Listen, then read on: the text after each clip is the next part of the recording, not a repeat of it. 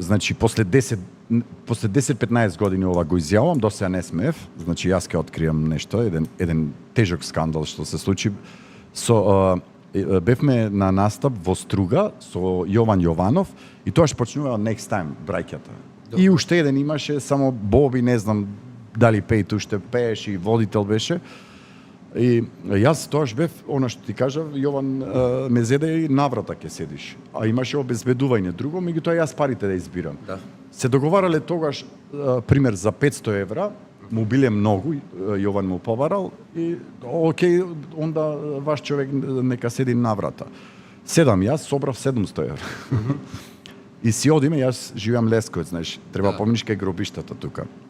На идејна од Струга ништо не приметивне, не логички. Си возиме по полека и пред нас еден Опел.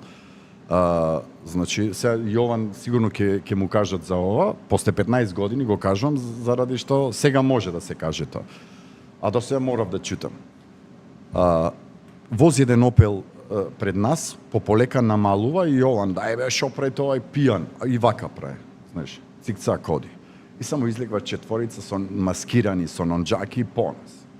Летаме во Риквес, значи, знаете гробиштата кај се Лесковец, до влезом на градот, до вград, до застава, до негде на Риквес.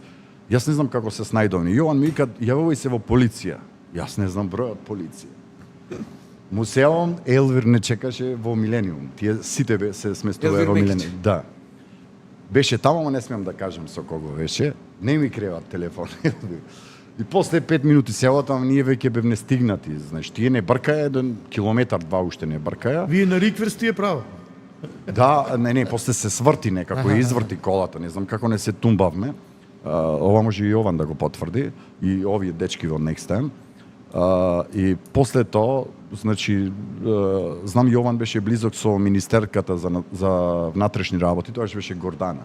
Знам дека и се јавуваше директно на неа, контактираја, демек мора да се фатат. И никош ништо не се научи кој бе.